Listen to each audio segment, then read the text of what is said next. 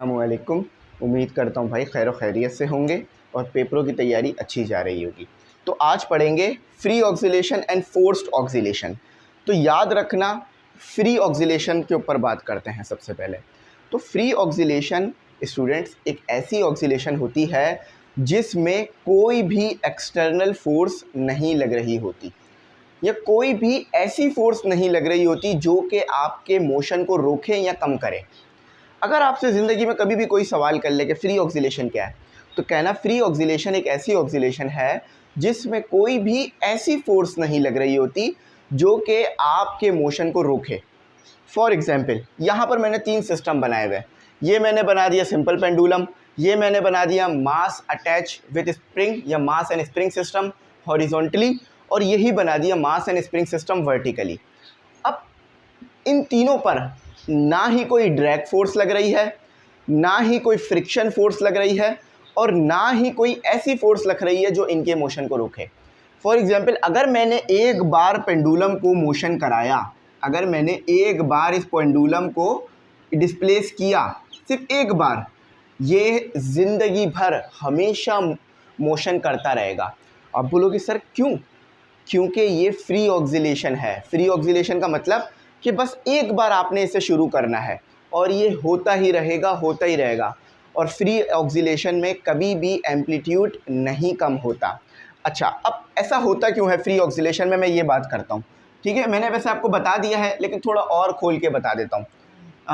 Free oscillation में in free ऑक्सीलेशंस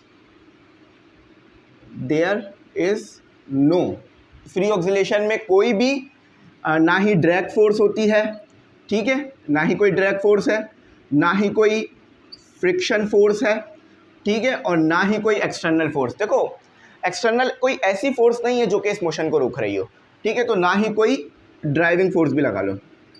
driving force क्या होती है? जो कि या तो इसके मोशन को ज़्यादा कर रही हो या रोक रही हो। कोई भी ऐसी फोर्स नहीं है, बस एक ही फोर्स है जिसने इसके मोशन को बस स्टार्ट किया था, उसके बाद ये हमेशा होता रहेगा। अच्छा, यहाँ पर देखो फ्री ऑक्सीलेशन में एम्पलीट्यूड कैसे आता है। फ्री ऑक्सीलेशन, इसको याद रखना बहुत ही इंपॉर्टेंट होता है। फ्री ऑक्सीलेशन में एम्पलीट्यूड आपके पास हमेशा सेम आएगा, हमेशा सेम आएगा, हमेशा सेम, कभी भी कम नहीं होगा, कभी भी आपके पास तब्दील नहीं होगा। फॉर एग्जांपल, ये मैक्सिमम था, देखो ये भी मैक्सिमम, ये भी मैक्सिमम, ये भी मैक्सिमम। ये अगर नेगेटिव में मैक्सिमम था तो ये भी मैक्सिमम, ये भी मैक्सिमम। समझ में आया फ्री ऑक्सीलेशन का कॉन्सेप्ट और फंडा? चलो थोड़ा सा और क्लियर करता हूँ, उसके बाद बात आप समझ चुके हो। ये क्या है आपका सिंपल पेंडुलम। देखो सिंपल पेंडुलम,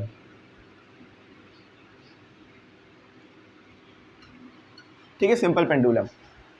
बात सिंपल पेंडुलम से तो आपको समझ में आ गई। सिंपल पेंडुलम हवा में लटका हुआ होता है, तो इसके ऊपर कौन कौन सी फोर्सें लग सकती हैं? या तो इसके ऊपर एयर ड्रैग लग सकता है, ठीक है, या तो कोई इसे पकड़ ले। मोशन करते हुए अक्सर देखा होगा ना भाई, कोई चीज़ अगर काम कर रही हो या हिल रही हो तो बच्चे आकर या कुत्ते बिल्ली आकर उसके ऊपर हाथ मारते हैं या पकड़ लेते हैं, क्योंकि वो हिलती हुई चीज़ को देखकर तजस्सुस में आ जाते हैं, यानी एक्साइटेड हो जाते हैं। तो यहाँ पर ऐसा कुछ नहीं है, ना यहाँ पर कोई स्टूडेंट है, ना यहाँ कोई बच्चा है, ना यहाँ कोई ड्रैग फोर्स है, कुछ भी नहीं है। एक बार में अगर इसका मोशन शुरू करूँगा ना, हमेशा होता रहेगा। क्यों?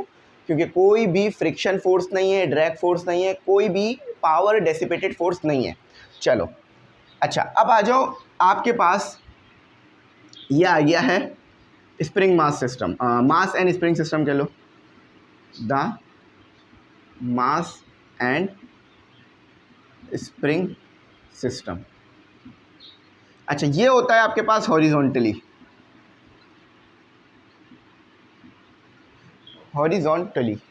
अब ये हॉरिजॉन्टली क्यों है?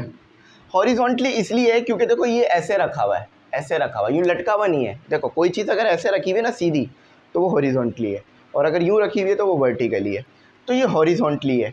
अब देखो इसके ऊपर क्या लग रहा होगा, अगर मैं यूँ खड़ा हो जाऊँ तो मेरे और ज़मीन के दरमियान, मतलब मेरे और ज़मीन सरफेस के दरमियान फ्रिक्शन है, तो यहाँ पर नो फ्रिक्शन, कोई फ्रिक्शन नहीं होती। अगर फ्रिक्शन होती तो ये फ्री ऑक्सीलेशन नहीं रहता। फ्री ऑक्सीलेशन क्या है? एम्पलीट्यूड कम नहीं होगा, कोई भी एनर्जी कहीं भी ज़ाया नहीं होगी। एक और चीज़ लिख लो, there is no energy loss, there is no ENERGY energy loss या लॉसेस, ठीक है। कोई भी एनर्जी लॉस नहीं होता किसमें, इन फ्री ऑक्सीलेशन, ठीक है, फ्री ऑक्सीलेशन। अब देखो मैंने इसको डिस्प्लेस किया, यहाँ पर ले आया, यहाँ पर ले आया और फिर इसको छोड़ दिया। आपको पता है ये सिंपल हार्मोनिक मोशन करेगा, लेकिन ये हमेशा करता ही रहेगा सिंपल हार्मोनिक मोशन। क्यों? क्योंकि ऑक्सीलेशन फ्री है, कोई भी ड्रैग फोर्स नहीं है, कोई भी फ्रिक्शन फोर्स नहीं है, कुछ भी नहीं है। सिर्फ एक वो फोर्स थी अप्लाइड जिससे इसका मोशन शुरू हुआ, उसके बाद ये मोशन हमेशा चलता ही रहेगा। अगर इसका आप एम्पलीट्यूड का ग्राफ बनाओगे विद रिस्पेक्ट टू टाइम तो वो ऐसा आएगा और टाइम पीरियड भी सेम रहेगा। फ्री ऑक्सीलेशन में याद रखना टाइम पीरियड भी सेम रहता है, उसकी वजह यह है कि कोई चीज़ इसके मोशन को रोकती नहीं है। चलो ये तो समझ में आ गया। अब वर्टिकली वाला देख लेते हैं। ये आ गया हमारे पास mass and spring system vertically. अब वर्टिकली वाले के चक्कर में देखते हैं। देखो भाई वर्टिकली है तो क्या लग रहा होगा इस पर, देखो वेट कोई एक्सटर्नल फोर्स नहीं है, वेट इसकी अपनी होती है। जैसे कि अगर मेरा वेट है तो ये कोई एक्सटर्नल फोर्स नहीं है, ये मेरा अपना एक मास है, मेरे अंदर क्वांटिटी ऑफ मैटर है जिसकी वजह से मास आ रही है और फिर ग्रेविटी की वजह से वेट बन रहा है, W=mg। तो देखो इस पर वेट कोई एक्सटर्नल फोर्स नहीं मानना, इस पर एक्सटर्नल फोर्स क्या होगी, या तो कोई ड्रैग फोर्स लग रही हो क्योंकि हवा में लटका हुआ है ना। अगर आप अपने पंखे को देखो जो हवा में लटका हुआ हो और खिड़की आपकी खुली रह जाए तो पंखा हिलता है। क्यों हिलता है?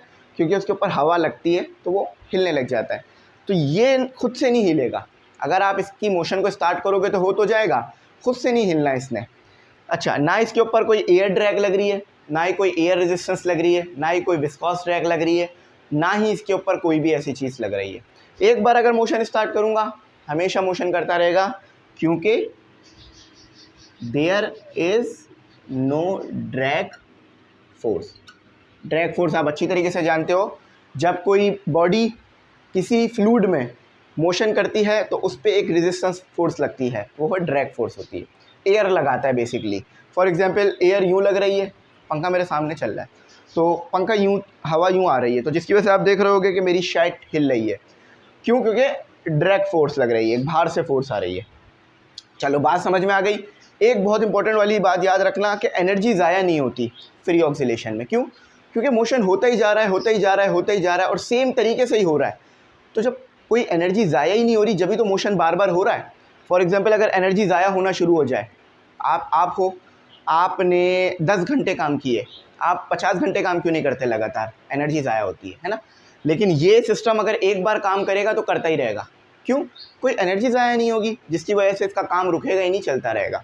अच्छा ये, और हाँ ये आइडियल होता है, यहाँ पे लिख लो, ये अक्सर पूछ लिया जाता है, फ्री ऑक्सीलेशन एग्जिस्ट नहीं करती, इज आइडियल।